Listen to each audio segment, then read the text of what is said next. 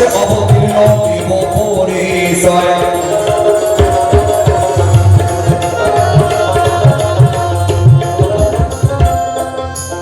একদম ছোট ছোট করে বলবো, একদম ধীরে ধীরে, আরো ধীরে ছোট ছোট করে বলে যাই, কারণ আমি আমার ফাউকিনি বেশি পছন্দ করি না। কি সময় 3 ঘন্টা, ভাগে ভাগে 1.5 ঘন্টা, ওই সুরে সুরে বলতে গিয়ে অনেক লম্বা করা যাবে না, তাই না? সংক্ষেপ। আমি কেন নদিয়ায় এসেছি?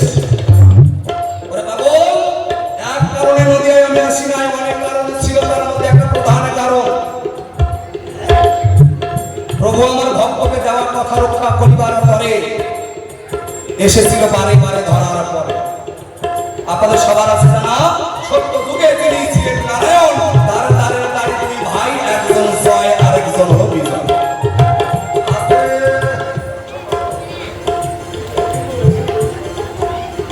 কি সত্য যুগের ঘটনা বলে যাই একটু আপনাদের সবাই। সে যুগে একটু করেছিল ঘটনা কেমন, এই 2 ভাই নাকি ব্রহ্মার 4 পুত্রকে একটু অবজ্ঞা করেছিল। কোনদিন? যেদিন নাকি নারদ মুনি ওই কুঞ্জে বসে মনের আনন্দে বীণাতে বাজায়, বীণা বাজাইতে বাজাইতে হরি গুণ গানে গাইতে কর্মসভায়।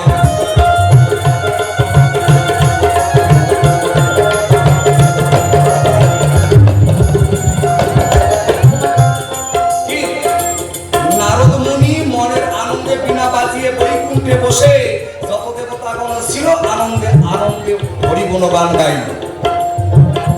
এমন সময় নাকি নারদ মুনির বীণার তার ছিঁড়ে গেল। নারদ মুনি যে বীণা বাজাইতো, যে বাজিয়ে গান শোনাইতো, সে বীণার একটা তার যায় ছিঁড়ে। এই বীণার তার ছিল যখন একটু ওইটুকু জায়গায় একটু মস্করা হলো, তখন কেমন নাকি ইন্দ্রদেব উঠে বলে দেখো রে, আজকে নারদ মুনি আর গান শোনাতে পারবে না। কেন? বলেন নারদের তার ছিঁড়ে গেছে। নারদের তার ছিঁড়ে গেছে। আসতে এই যে ইন্দ্রদেব বলছেন নারদ মুনির তার ছিঁড়ে গেছে, মানে ছিঁড়েছে তার বিনার তার, কিন্তু বললো তার নারদেরই তার ছিঁড়ে গেছে, আর নারদ গান শোনাতে পারবে না। এই মতো গল্প হলো যখন হাসি উল্লাসে মেতে গেল, তখন হের পাগল, ওটা কোনোদিন হয় নাকি? নারদের তার ছিঁড়েছে বিনার তার, যার জন্য এই দোতরা বলেন, স্বরাজ বলেন, বিনা বলেন, এটা হলো বাহ্যিক যন্ত্র। কোন সুকর্মে গিয়ে সুর বাঁধতে যাবেন, ও তার ছিঁড়বেই। নারদ মুনি তাকে ঠেলে দিলেন, আবার পরে কুড়িয়ে নিল। অনেক গল্প থাক। সেই সময় ব্রহ্মার 4 পুত্র যারা সনত সনাতন সদানন্দ এরা এলো, তারা এসে দ্বারে গিয়ে বলে দ্বার ছেড়ে দাও, আমার নারায়ণ দর্শন করিতে চাই। জয় বিজয় তাদের করলো মানা, ভিতরে যাওয়া যাবে না, আজকে ভিতরে প্রবেশের নিষেধ, কাউকে যেতে দেওয়া হবে না। তর্কযুদ্ধ বাদে, এই তর্কযুদ্ধ হতে হতে একটু ধাক্কা দিল গায়ে, সঙ্গে সঙ্গে অভিশাপ পেল 2 ভাই। কি অভিশাপ? আজকে আমরা নারায়ণ দর্শন করিতে এসেছি, নারায়ণ দর্শন করতে দিলে না, করলাম অভিশাপ, তোমাদের অহংকার পতন হয়ে যাক, তোমরাও আর নারায়ণের সঙ্গ পাবে না। হবে না, হবে না। বুঝলেন না? বুঝলেন কিছু?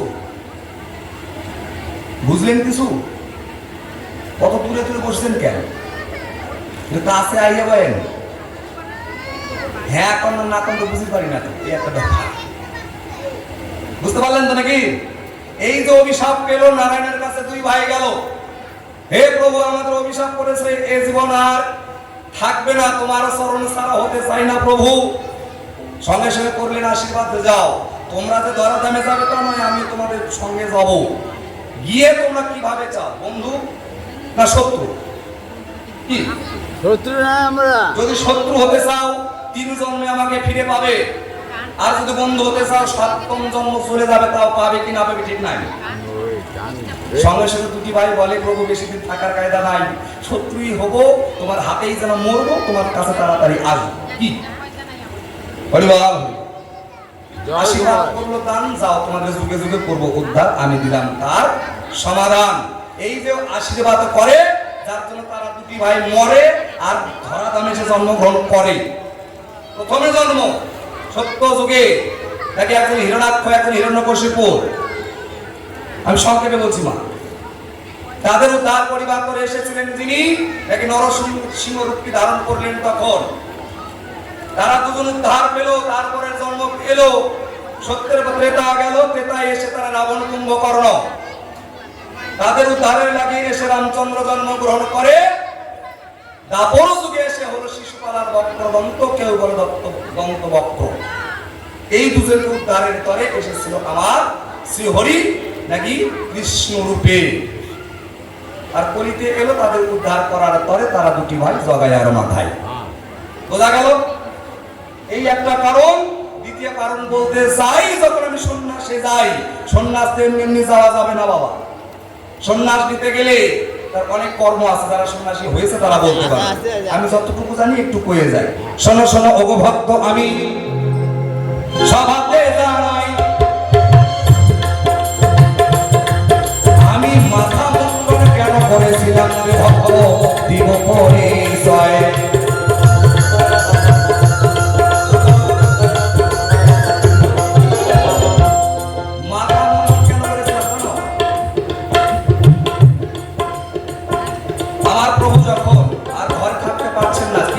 বাইরে ডাকছে, ছটপট ছটপট শুরু করলেন। মায়ের কাছে গিয়ে, বইয়ের কাছে গিয়ে যেমন করে অনুমতি দিলেন, এসে যখন তার গুরুদেবের কাছে গিয়ে দাঁড়ায়, তার কাছে অনুমতি নিলেন। নেওয়ার পরে বলে, প্রভু আমি এখন চলে যেতে চাই। আমি ঠিক আছে, তার আগে তোমার দেহের অহংকার, লোভ, লালসা সবকিছু তোমাকে ত্যাগ করতে হবে নিমায়।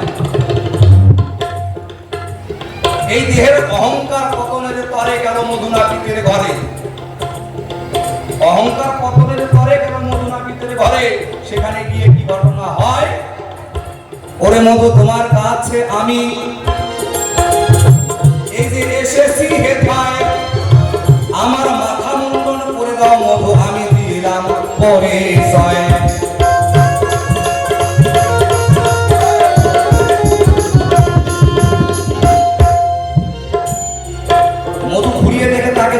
সর্বনাশ, এত সুন্দর মানুষ তো আগে কোনোদিন দেখি নাই। হে প্রভু, কোথা থেকে এসেছেন জানি না, কিন্তু এ হলো রূপ, শাশুর কেশ আমি মন্ডন করতে পারবো।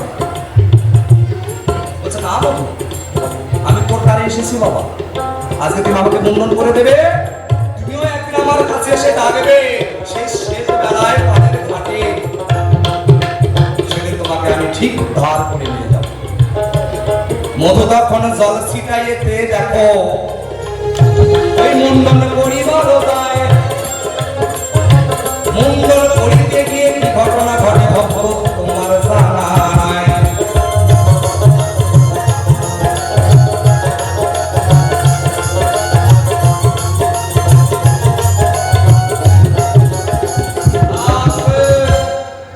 এই মুন্ডন করিতে গেল যখন মাথার মধ্যে জল ছিটায়, তখন দেখে প্রত্যেকের চুলের গোড়ায় গোড়ায় কে যেন বসে বসে নাম জপ করছে।